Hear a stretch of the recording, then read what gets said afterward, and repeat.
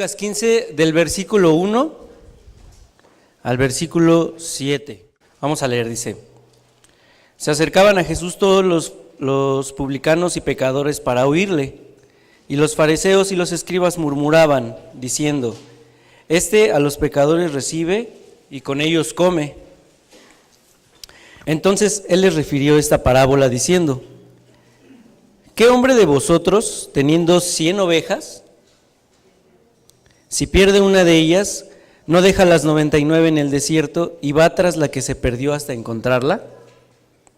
Y cuando la encuentra, la pone sobre sus hombros gozoso, y al llegar a casa, reúne a sus amigos y vecinos, diciéndoles: Gozaos conmigo, porque he encontrado mi oveja que se había perdido. Y fíjense en este versículo 7.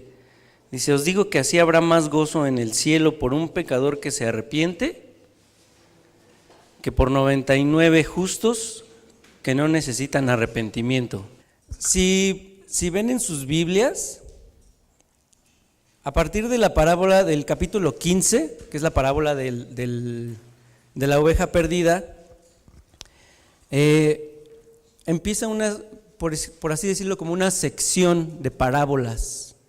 Si pueden ver ahí en su Biblia, en el capítulo 15, la parábola de la oveja perdida, 15:8, parábola de la moneda perdida, y 15:11, la ya tan conocida parábola del hijo pródigo. Pero estas tres parábolas tienen una característica muy especial. Lo que estas tres parábolas quieren dar a notar es el gozo de encontrar lo que se había perdido. En esta parábola y en las dos siguientes, como se acaba de mencionar, la que está en 15:8 y 15:11, se expresa el gozo de Dios al encontrar lo que se había perdido, lo que estábamos diciendo. El objetivo principal del del ministerio mesiánico, o sea, del ministerio de Jesús, del Mesías, ¿qué es? Salvar al perdido. Hay muchas otras razones y muchas otras cosas que implica el ministerio mesiánico de Jesús, que Él sea el Mesías, pero el principal, y para mí el más valioso, es salvar al perdido. ¿A quién fue dicho esto? ¿Qué nos dice el versículo ahí en sus Biblias? ¿Quiénes estaban ahí? Estaban fariseos y escribas, los viejos amigos fariseos, y estaban también, ¿qué dice? Publicanos y pecadores.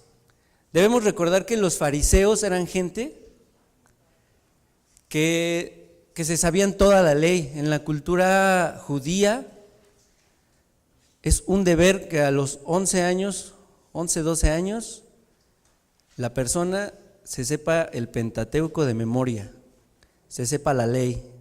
Esa es una obligación y es parte de la cultura judía. Eran celosos de la ley, pero ¿qué? Sus acciones eran bien reprobadas.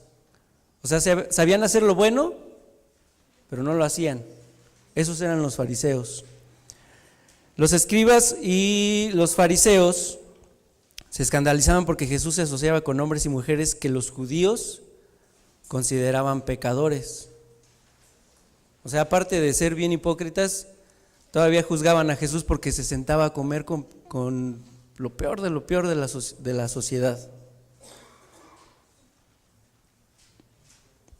¿Quiénes más estaban ahí? La Biblia nos dice que había publicanos y pecadores oyendo a Jesús. Los publicanos, para aquellos que no lo saben, los publicanos eran personas a quienes el gobierno romano les había dado el poder de recaudar impuestos, eran recaudadores de impuestos. ¿Qué impuestos recaudaban? Pago por el censo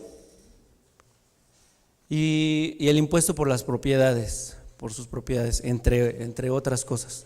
Pero ¿qué característica tenían ellos? Eran cobradores de impuestos, pero como de ahí salía el salario de ellos, entonces había que aumentar el gasolinazo, ¿no? Que ya subió el costo del material, entonces hay que cobrar más. Ya subió también no sé, cualquier cosa. Ellos abusaban del puesto que tenían para cobrar más y también para maltratar a la gente. Y por ende eran gente despreciable. Ser un cobrador de impuestos en esas épocas era alguien despreciable. Los pastores de Judea tenían un trabajo duro y peligroso.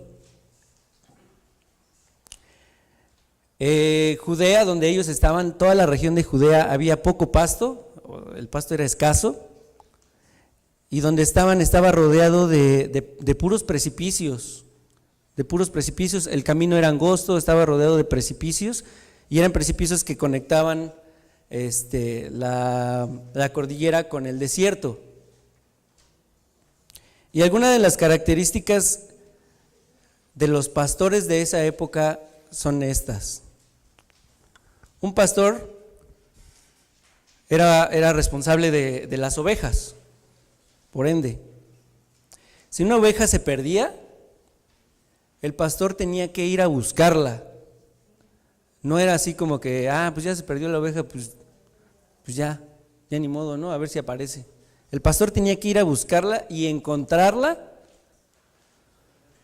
y presentarla. O, si la oveja ya había muerto, tenía que presentar su piel para comprobar que ya había muerto la oveja. Los pastores de aquella época eran expertos en rastreo. Podían seguir las huellas de una oveja por kilómetros en el monte. Y claro, pues a eso se dedicaba, ¿no?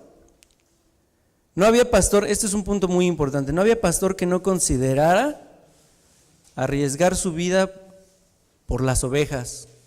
Muchos rebaños en aquellas épocas eran comunales. ¿Qué quiere decir esto? Que todo el pueblo se hacía cargo del rebaño. Y había 2 o 3 pastores que cuidaban de este rebaño. Por así decirlo, era un rebaño como comunal. Y sucedía a veces que cuando iban a pastar y regresaban, si alguna oveja se perdía, alguno de los pastores se quedaba en el monte buscando a esa oveja, tratando de encontrar a esa oveja. Y cuando regresaban los otros, todo el pueblo velaba hasta que veían que el pastor regresaba con esa oveja en sus hombros, saltando de alegría, y entonces se elevaría un clamor de alegría y de gracias a Dios. Dios se alegra cuando encuentra a un pecador que se ha perdido, así como se alegra el pastor que vuelve a casa cuando ha encontrado a la oveja extraviada. Alguien dijo una vez que Dios también conoce la alegría de encontrar lo que se había perdido. ¿Sale? Los religiosos en esa época excluían a todos, a los pecadores y a los publicanos, pero ¿qué dice ahí? Pero Dios no. Dios no excluye a nadie. Dios ama a los que se han extraviado. Dios ama a los que no se han extraviado. Si tú has permanecido toda tu vida siguiendo a Dios en un lugar cristiano, con un buen testimonio, Dios te ama. Pero ¿qué pasa también? Encuentra una tremenda alegría en su corazón cuando uno que estaba perdido vuelve a casa. ¿Se acuerdan de la parábola del hijo pródigo? ¿Qué hizo el papá? Hizo una pachangota, ¿a poco no? Se alegró tanto que hizo una fiestota.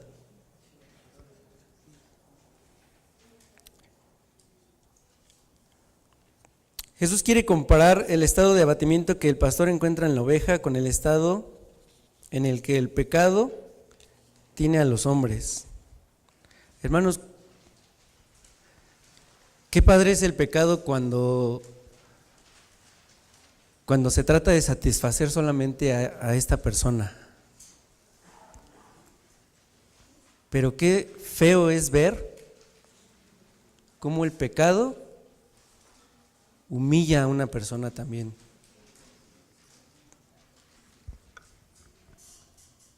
Puedo poner como ejemplo a los chavos de reto, pero ya están muy usados, ¿no?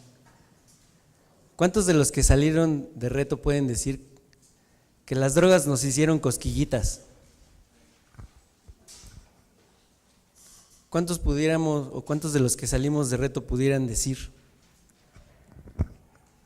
que teníamos todo controlado cuando tomamos la primera cerveza, o cuando nos fumamos el primer cigarro de marihuana, o cuando recibimos un pago para hacer un trámite chueco, o a lo mejor cuando damos mordida? Eso también es pecado, hermanos. Y todo pecado nos separa de Dios, nos separa del rebaño, nos separa de la familia de Dios. ¿Cuántas personas no hemos visto que se salen del programa de reto, que dejan de venir a la iglesia porque lamentablemente sabemos que andan mal? Gente que se ha salido del rebaño por el pecado. Y no hay pecados, déjenme decirle, no hay pecados de categoría imperdonable y hay pecados de categoría, pues se pasa, ¿no? Todo el pecado es pecado y todo el pecado nos separa de Dios. ¿Vale? Y me gustaría dejarles estas preguntas para reflexionar. ¿Qué tipo de persona eres? ¿Eres de los que piensan que no necesitan arrepentirse? ¿O eres de los que se arrepiente de haber pecado? Esa escena del pastor yendo por su oveja, recogiéndola en sus hombros, regresando gozoso, haciendo fiesta. Esto es lo que Jesús nos quiere enseñar y nos quiere decir que esto es lo que sucede cuando un pecador se arrepiente. Hay fiesta en el cielo cuando un pecador se arrepiente.